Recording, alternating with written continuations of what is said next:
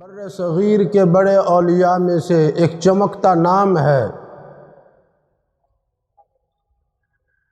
امیر شریعت سید اطاللہ شاہ صاحب بخاری، سب کا اور رحمت اللہ علیہ۔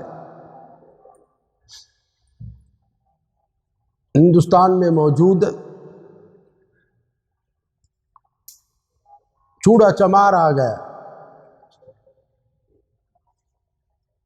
سید اطاللہ شاہ صاحب بخاری رحمت اللہ علیہ کھانا رکھ کے سامنے بیٹھے ہوئے ہیں۔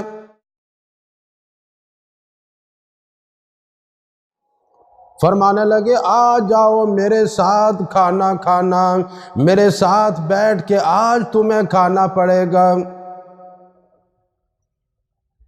سید اطاولہ شاہ صاحب بخاری رحمت اللہ علیہ نے جب یہ بات فرما دی، وہ کہنے لگا آپ سید ذات ہیں، میں کمزور ذات کا آدمی ہوں، میری مجال نہیں میں آپ کے ساتھ بیٹھ کے کھانا کھاؤں۔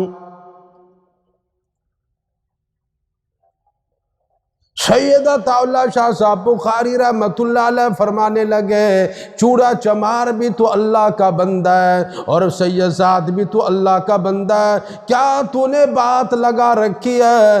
ارے تو بھی بندہ میں بھی بندہ۔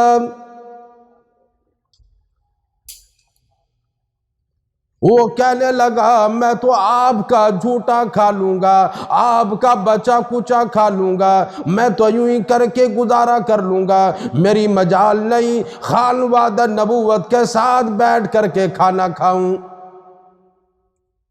سید اطاولہ شاہ صاحب بخاری رحمت اللہ علیہ فرمانے لگے نہیں نہیں آج تو کھانا کھانا پڑے گا۔ وہ کہنے لگے چلو ذرا تھوڑی دیر ٹھہر جاؤ، ابا کو بلا کر کے لائے، اماں کو بلا کر کے لائے اور خالہ کو بلا کر کے لائے، اپنے سارے خاندان کو جمع کر کے حضرت شاہ جی کے قدموں میں لا کے بٹھا دیا اور کہنے لگے شاہ جی پہلے کلمہ پڑھا بعد میں کھانا کھلا۔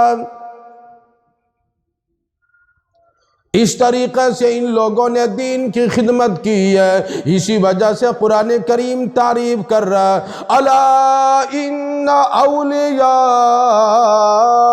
اللہ لا خوف علیہم ولا هم یحزنون۔